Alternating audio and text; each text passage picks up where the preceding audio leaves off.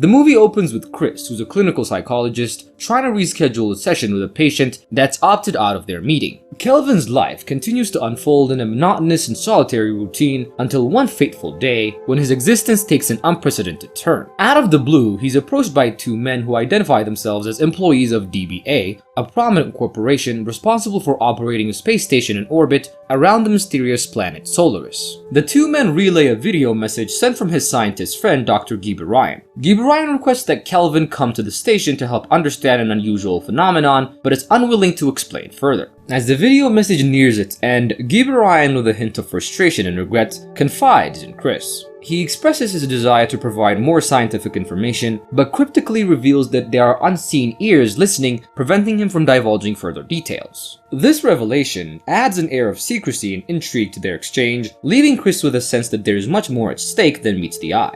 Following the video's disruption, the two men from the DBA take center stage. With a mix of concern and urgency, they disclose to Chris that they dispatched a task force to investigate Solaris. However, as the team approaches the enigmatic planet, all communication abruptly ceased, leaving them in a state of uncertainty and concern. At this moment, Chris finds himself caught between the enigmatic words of Gibarayan and the unsettling news from the DBA representatives. With a sense of urgency, the men from the DBA present Chris with a proposition. They believe that if he agrees to undertake the task, he possesses a unique ability to negotiate a safe return of the people on board. He agrees to go on a solo mission and heads to Solaris, and when he arrives at Solaris, he is met with a secluded station. He sees blood leading to the hallway, and after wondering about, he finds Snow. Chris learns that Gibarayan had unalived himself, and most of the crew have either died or disappeared under bizarre circumstances. He's further confused when he asks Dr. Gordon what's happened, and she was reluctant to explain after saying that there was no point in trying to make him understand until it starts happening to him too. The situation is further complicated when Chris sees a young boy running through the station, and Snow tells him that the kid is Dr. Gibarayan's son, Michael. Chris asks how that's possible, and Snow merely replies that that's why Chris was called here. Chris then starts conducting formal interviews, starting from Dr. Gordon, and Dr. Gordon tells him that she was tasked with compiling data to assess the viability and economic potential of Solaris. Chris then asks if the doctor had run any tests in the air and water, and she tells him that it's clear of any kind of contaminant. Later, as Chris finds himself alone in his room, he drifts into a daydream where his thoughts are consumed by memories of his beloved wife, Rhea. In the solace of his solitude, he vividly relies on the enchanting moments when their paths first crossed, as well as the passionate instances that they shared together. In the flashback at the party he first laid eyes on her, he recounts Gibarayan telling him about the mission that he just started.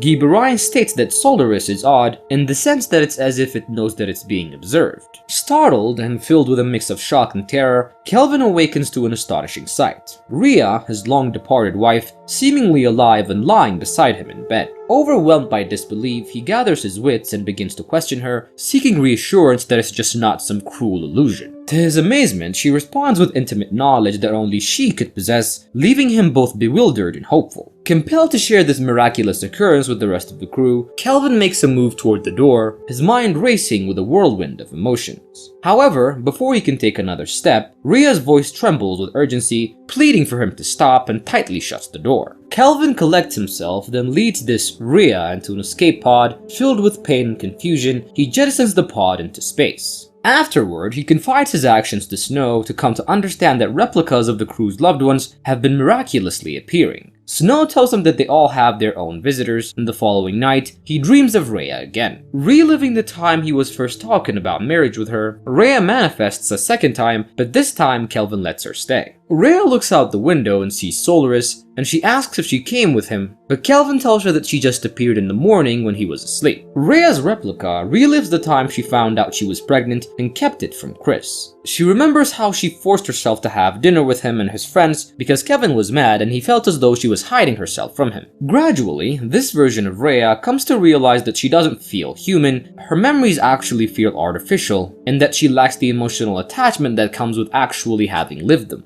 Rhea's replica panics with the realization and tells Kelvin that she doesn't think she can live with what's happening. He then tells her to rest and gives her medicine, but she insists that he doesn't understand her. Freaked out, he then goes to talk to Snow, and during their conversation, Snow asks if Kelvin thinks the replicas, whatever they are, can get pregnant. Kelvin then revisits a painful memory, one that resurfaces with vivid clarity. It was the moment he discovered that Rhea had undergone an abortion without actually telling him, and it was a revelation that struck him with a profound sense of betrayal. The weight of this revelation and his reaction was unbearable for Rhea, leading her down a path of despair that tragically culminated in taking her own life. While he goes back to the room, Kelvin tells Rhea's replica that he came back for her that day, telling her that it was him that found her body. Kelvin, the replica of Rhea, Snow, and Gordon meet to discuss the situation. Gordon and Snow begin trading ideas off of each other, hypothesizing the idea of what replicas might be made of. And Snow suggests that replicas might be made of a Higgs particle. Based on Snow's theory, Dr. Gordon suggests that they might be able to disintegrate the replicas by bombarding them with a stem of Higgs antibosons. Kelvin then says that he should take their findings back to the others after testing it out, but Dr. Gordon argues that what's happening at Solaris can happen at a mass scale back on Earth. The two get into further arguments, and in frustration at Kelvin's apparent attachment to the virtual Rhea,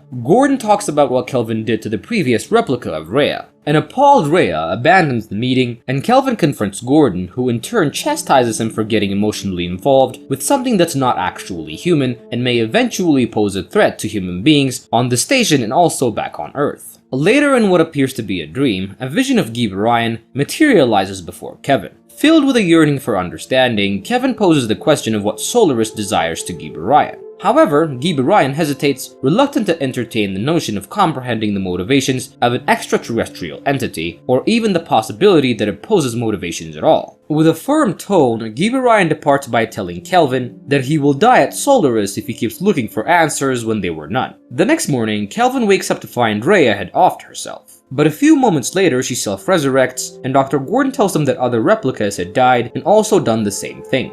Gordon develops an apparatus which can permanently destroy a replica, but Kelvin objects to using it on Rhea, even though she tells him that she's just a replica. She also goes on to explain that she's gonna continue to off herself, as that's how he remembers Rhea being. Driven by his own grief and guilt over the real Rhea's death on Earth, he begins ingesting a chemical stimulant to stay awake in order to keep an eye on Rhea, trying to avoid the past mistake that he made, which was essentially ignoring her until she offed herself. But after Kelvin eventually falls asleep, Rhea successfully petitions Gordon to destroy her with the apparatus, as she's done with her own replicas after leaving him a video message as to why she decided to do so. Traumatized by this turn of events, Kelvin confronts Dr. Gordon, but he insists that he's just focused on preserving the humans on the station. Amidst their heated argument, Kelvin and Gordon stumble upon a shocking discovery. Hidden away in a ceiling vent within the station's cold room, they find the lifeless body of Snow. It then dawns on them that the Snow that they've been interacting with is nothing more than a replica, a mere imitation of the original. As Gordon and Kelvin confront Snow's replica, they demand an explanation for the presence of the real Snow's lifeless body. In a surprising turn of events, the replica calmly reveals that upon being dreamed into existence, he was unexpectedly attacked by the original Snow. In an act of self-defense, the replica fought back and accidentally caused the demise of the real Snow. With a heavy heart, Snow's replica continues his explanation, revealing a devastating truth. He explains that the repeated usage of the apparatus has taken a toll on the ship's fuel energy reactor, depleting it to the point where a return to Earth is now impossible. The energy required to sustain the dreams and replicas has drained the ship's vital resources, leaving them stranded in a vastness of space. Adding to their dire situation, the Snow replica reveals that amongst the alarming development, Solaris, the enigmatic planet that they orbit, has started to undergo a rapid and exponential increase in mass. This sudden growth exerts a powerful gravitational force, relentlessly pulling the space station closer and closer toward its surface. Realizing the urgency of their predicament, Gordon and Kelvin waste no time. They immediately set their sights on a smaller space vehicle named Athena, meticulously preparing it for an escape.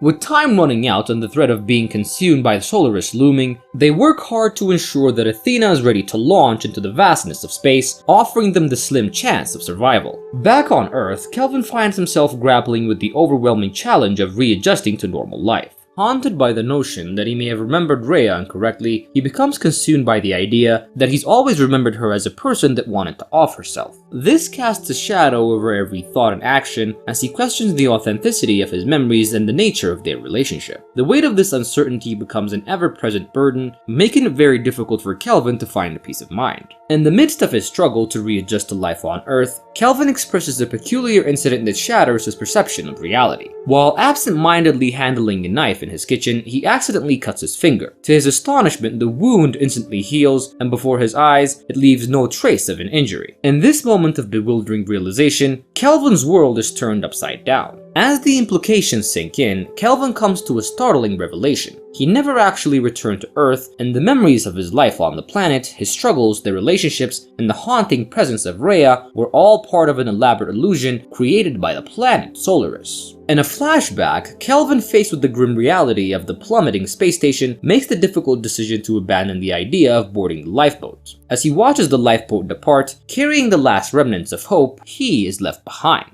Amidst the chaos and destruction surrounding him, a replica of Giba Ryan's young son materializes, extending a helping hand to Kelvin. In this moment of utter devastation, the replica offers a glimmer of solace and assistance, symbolizing the possibility of redemption and connection even in the face of imminent destruction. In a separate encounter, Rhea appears to Kelvin once again, and this time in the kitchen. However, unlike their previous encounters, Rhea exudes a sense of tranquility and serenity. She reassures Kelvin that they no longer need to confine themselves to the limitations of concepts like life and death, and in her sincere presence, Rhea offers forgiveness, reminding Kelvin everything they have ever done is now absolved.